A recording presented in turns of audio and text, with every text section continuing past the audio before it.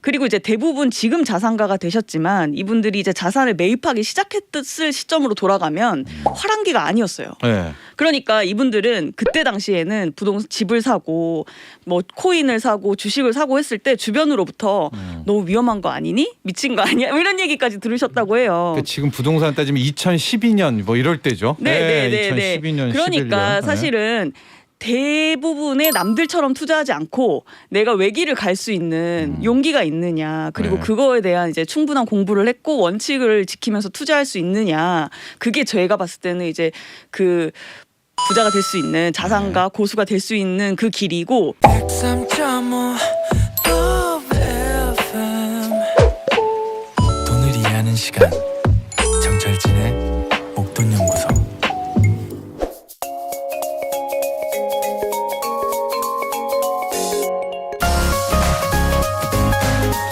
경제적 자유를 위해 조기 은퇴를 꿈꾸는 파이어족, 우리 주변 파이어족들의 생생한 이야기를 전해듣습니다. 파이어족이 인싸되는 그날까지 바싸.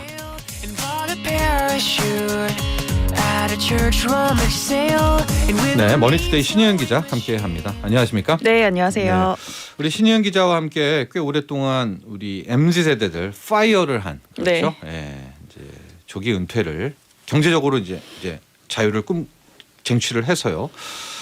자, 오늘 이 시간은 나름의 결산의 시간이네요. 네네. 그동안 이제 제가 지난 1년간 이제 싱글파이어 운영하면서 만난 파이어족이 50명 가까이 되더라고요. 네. 그래서 오늘은 그동안 소개해드린 파이어족들이 걸어온 길 로드맵을 살짝 이제 짚어보고 나름의 결산을 해보는 시간을 가져보려고 합니다. 네. 카테고리 분류가 좀 되던가요? 이 파이어족 분들? 네, 오시려면? 되죠. 네. 이제 부동산, 주식, 코인, 창업 이렇게 네 가지 카테고리로 분류가 대부분 됩니다. 네. 그래서 네네네. 하고 전 직장도 많이 네. 나뉘었죠. 전 직장도 그렇죠. 네. 네네네. 근데 이제 뭐 다양한 직군이에요. 사실 직장인들은 자영업자 하셨던 분들도 계셨고, 네네. 네, 샐러리맨도 계셨고, 네, 맞습니다. 또 아예 사업을 하던 분들도 네, 계셨고, 네, 네, 그렇죠. 네. 이분들 한번 좀 정리가 된 게 있다면, 이제 워낙 이제 파이어족 키워드는 많이 들어보셨겠지만 네. 이제 사실 굉장히 많을 거라고 생각하지만 주변을 찾아보시면 많지는 않습니다. 네. 아직 대부분은 직장인, 자영업가, 사업가 이렇게 평범하게 사시는 분들이고요. 하지만 그래서 저도 처음 시작할 때 사실은 섭외 안 될 거다 이렇게 생각했었어요. 네. 그런데 이제 젊은 나이 30, 40대에 경제적 자유를 이루고 직장을 조기 은퇴해서 하고 싶은 일을 하면서 살아가시는 분들이 생각보다 꽤 많습니다. 한국에도. 그래서 제가 대략 계산을 해보니까 이제 50분 정도 만났는데요. 네. 평균 나이는 36세 정도 되시고요. 순자산 규모는 20억 원대 네. 정도 됩니다. 네. 그다음에 이렇게 된 기간이 목표를 세우고 이렇게 도달한 기간이 평균 5년에서 6년 정도입니다. 맞아요. 짧으면 네. 3년, 길면 10년이고요. 네. 그래서 굉장히 젊고 자산 규모도 굉장히 크지 않습니까? 그래서 대부분 이분들이 이제 나름의 기간과 목표를 세우고 파이어에 도전을 하신 거고요. 네. 이제 사실은 그동안에 없었던 좀 새로운 흐름이 확산되고 있다. 왜냐하면 이제 제가 최근에 이제 자산 운용사분들한테도 연락을 많이 받는데 네. 이분들이 그동안 주 고객이 5, 60대 돈이 좀 자산이 많으신 분들이었는데 그렇죠. 네. 이제 파이어족 키워드가 이제 많이 회자가 되면서 3, 40대까지 이제 좀 영역을 넓혀 보려고 많이 고민을 하시더라고요. 그렇습니다. 실제로 젊은 부자들이 많이 이제 나타나고 있는 거죠. 생겨나고 있는 겁니다. 하고 저도 이 코너를 통해서 좀 새롭게 고정관념이 깨졌던 게 지금 파이어하는 이제 MZ 세대들은 네. 막 수백억이 이제 아니더라고요. 네, 그렇죠. 네, 네. 자기가 그렇습니다. 꿈꾸는 네. 경제적 자유의 자산 규모 네. 하고 그러니까 자기의 기준이 다 있는 거죠. 맞아요. 네, 예. 네. 거기를 꿈꾸어서 맞추는 네. 그런 모습들이 있었기 때문에 네. 앞서 말한 것처럼 이제 은퇴했었을 때 순자산 규모가 평균적으로는 한 20억 대. 네. 뭐 그러니까 사실은 이하에. 예. 뭐 5, 6억도 있었고요. 맞아요. 100억대 넘는 분도 네, 있습니다. 네. 하지만 대체로 20억대가 음, 가장 많다는 거죠. 그렇습니다.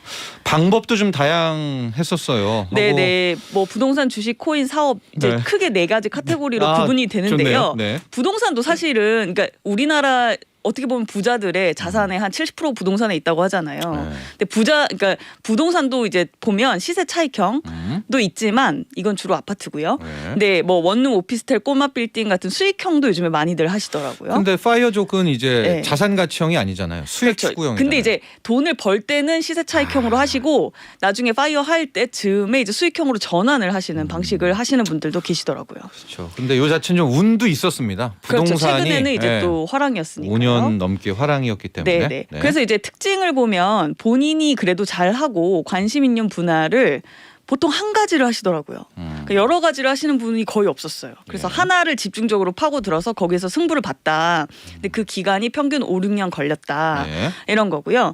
그러니까 사실은 굉장히 또 재밌다고 생각했던 것은 주식이나 코인으로 자산을 불린 분들이 최근에는 많거든요. 네. 특히 젊은 분들 같은 경우는 코인 투자로 자산을 일구신 분들 많은데 그래요? 재밌는 건 네. 이분들이 나중에는 부동산을 매입하시는 경우들이 많더라고요. 왜냐하면 이제 네. 땅값도 받쳐주고 네. 근데 이 부동산 같은 경우는 이제 사실 아파트는 아니고요. 어떻게 보면 꼬마 빌딩 뭐 조금 건물 이런 방향으로 가는 거죠. 왜냐하면 시세 차익과 이제 수익을 동시에 기대할 수 있는 자산이기 때문에 네. 이제 좀 변동성이 있는 주식이나 코인으로 돈을 버시더라도 나중에는 부동산으로 갈아타는 경우가 꽤 많았다. 네. 이렇게 보시면 될 것 같습니다. 특히 이제 최근 5년간의 이제 파이어잖아요. 그러다 네. 보니까 코인 같은 시세가 어마어마하게 났죠. 예. 네. 그런 쪽에서 젊은 부자들도 많이 나왔었는데 네. 방금 우리 신윤 기자가 이야기한 것처럼 네. 다시 또 이분들이 네. 수익형 부동산으로 네. 또 안착하더라. 아 근데 그런 얘기도 많아요. 네. 그러니까 그 금수저 아니냐, 뭐 조건이 엄청 좋은 분들 아니냐. 근데 거의 제가 만났던 없었죠. 50명 네. 중에는 대부분 흑수저이면서도 맞아요. 가정 형편이 굉장히 어렵거나 가난했던 경험이 있으신 맞아요. 분들입니다. 네. 그렇기 때문에 뭐 건물주가 돼야겠다, 내가 뭐 20억, 30억 만들겠다 이런 그거에 대한 굉장히 절박한 마음이 있으셔서 5, 6년간 엄청나게 집중적으로 투자를 열심히 하셨고 어떤 시장 상승기에 운도 좋았던 거죠. 네. 그래서 그런 것들이 맞아 떨어져서 젊은 부자가 될 수 있었다. 이렇게 보시면 될 것 같아요. 파이어한 이후 조기 네. 은퇴한 이후의 생활 변화도 저희가 계속 네. 하고 그쵸? 이분들을 언급을 했었는데 네네.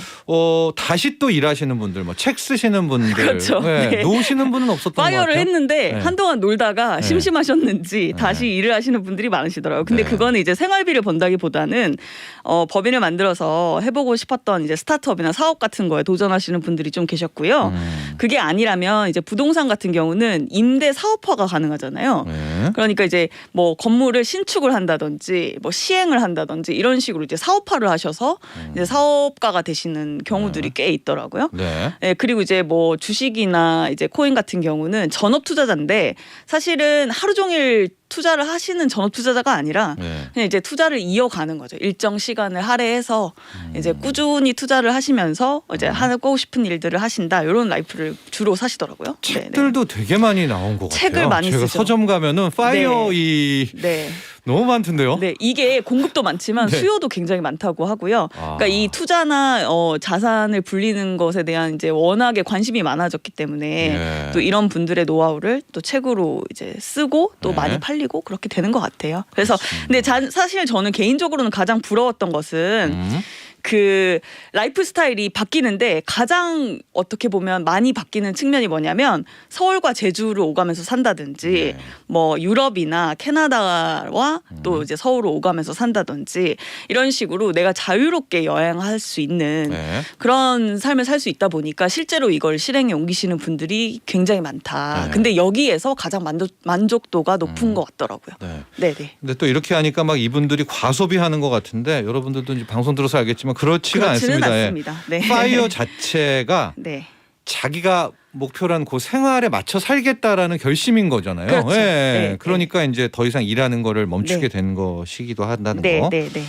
자, 그리고 마지막으로 이제 이 얘기도 해봐야 될 것 같아요. 지금 보면 네. 우리가 앞서도 계속 좀 안 좋은 이야기들 많이 했는데 네. 주식 시장도 흘러내리고 부동산도 네. 지금 뭐 몇 억씩 막 떨어진 거래 네. 나온다고 코인도 맞습니다. 그럼 저도 이제 마음이 아파요. 그럼 어떻게 합니까? 네. 이제 파이어 기회는 끝난 건가요?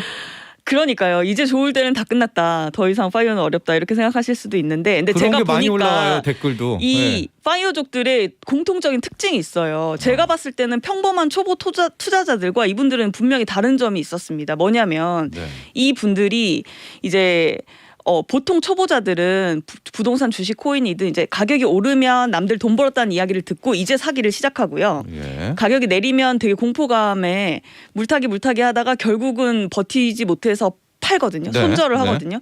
그래서 사실은 손실이 쌓이는 거거든요. 그래서 또 투자에서 멀어지고 그렇게 되는 패턴을 반복하는데 이 분들은 영역을 가리지 않고 남들이 팔 때 가격이 쌀 때 미리 들어가고요. 남들이 이제 막 초보자들이 진입할 때쯤 본인의 자산을 높은 가격에 털고 나옵니다. 근데 이런 패턴을 되게 반복하시면서 돈을 불리더라고요. 그러니까 이게 사실은 어쩔 수 없이 장투하는 게 아니라 본인이 정한 원칙에 따라서 매매를 한다. 네. 그리고 이제 대부분 지금 자산가가 되셨지만 이분들이 이제 자산을 매입하기 시작했을 시점으로 돌아가면 화랑기가 아니었어요. 네. 그러니까 이분들은 그때 당시에는 부동산 집을 사고 뭐 코인을 사고 주식을 사고 했을 때 주변으로부터 너무 위험한 거 아니니? 미친 거 아니야? 뭐 이런 얘기까지 들으셨다고 해요. 그러니까 지금 부동산 따지면 2012년 뭐 이럴 때죠. 네. 2012년, 그러니까 11년. 사실은 대부분의 남들처럼 투자하지 않고 내가 외길을 갈 수 있는 용기가 있느냐, 그리고 네. 그거에 대한 이제 충분한 공부를 했고 원칙을 지키면서 투자할 수 있느냐, 그게 제가 봤을 때는 이제 그 부자가 될 수 있는 자산가 고수가 될 수 있는 그 길이고, 그게 안 되면 초보자로 남아 있는 게 아닌가 그런 생각이 들어요. 개인적인 생각입니다. 근데 네. 이게 정말 어렵습니다. 지금 네. 이제 삼성전자만 놓고 보더라도 네. 그 실적 대비 막 네. 오늘 장중에 7만 원도 깨지고 막 그러면 네. 아 이때구나라고 또 생각을 하실 텐데 네. 누가 알겠습니까? 네, 그렇죠. 맞습니다. 예, 그래서 그러나 이제 우리가 1, 2년 투자하면서 힘든 것과 내가 5년, 6년, 10년 가져가면서 이제 길게 보고 또 내 원칙을 정해서 투자하는 건 엄연히 다르거든요. 예. 그런 길로 접어들 수 있어야 또 이렇게 부를 이룰 수 있는 게 아닌가 하는 생각이 듭니다. 네. 자 오늘은요 신희은 기자와 함께 파이어족들의 총 결산을 좀 해봤습니다. 저희가 네. 결산을 한 이유는 네. 자 이제 이 시대가 어쨌든 긴축의 네. 시대 네. 또 고유가 장기화의 시대로 접어들게 되면서 네. 저희가 좀 생활 경제를 좀 보완해야 되지 않을까. 네, 맞습니다. 예. 그래서 네. 좀 코너가 좀 약간 좀 바뀌죠 내용이. 네. 이제 그러니까 너무 자산 규모가 크고 하면 이제 조금 이제 멀리 느끼실 것 같아서 이제 생활하면서 이제 도움이 될 수 있는 네. 좀 정보, 생활 정보, 꿀팁 같은 것들을 이제 그렇죠. 네, 드려보려고 뭐 합니다. 가령 청년 희망 적금 뭐 이런 내용들일 텐데 네, 최영숙님이요 편의점 일하면서 매일 듣고 있습니다. 오늘 본사에서 온 공지는 물가가 올리는 내용이 많네요. 또 할인 행사도 많고요. 이게 이제 전형적인 불황 초입 구간인데 작은 네. 장사지만 이것도 주식과 마찬가지로 오르락내리락 불안과 희망이 보여요. 맞습니다. 목돈연구소 들으면서 많은 걸 배우고 안정도 해보네요. 감사드립니다. 우리 최영수님 감사하는데 이제 이런 분들 또 이런 어떤 그렇죠. 네. 생활 속 꿀팁인 거죠. 재테크 정보 이런 네, 것들도. 그러니까 네. 생활하면서 실천할 수 있는 소소한 꿀팁들 전해드리려고 하고요. 네. 바로 다음 주부터입니다. 네네. 우리 한번 또 새롭게 바뀌는 이 코너도 기대해 주시기 바랍니다. 오늘 여기까지 하죠. 감사합니다. 네, 감사합니다. 네, 머니투데이 신희은 기자와 함께했습니다. 나도 부자 되고 싶어서 라디오를 켰어. 정확하고 철저한 정철진의 목돈 연구소.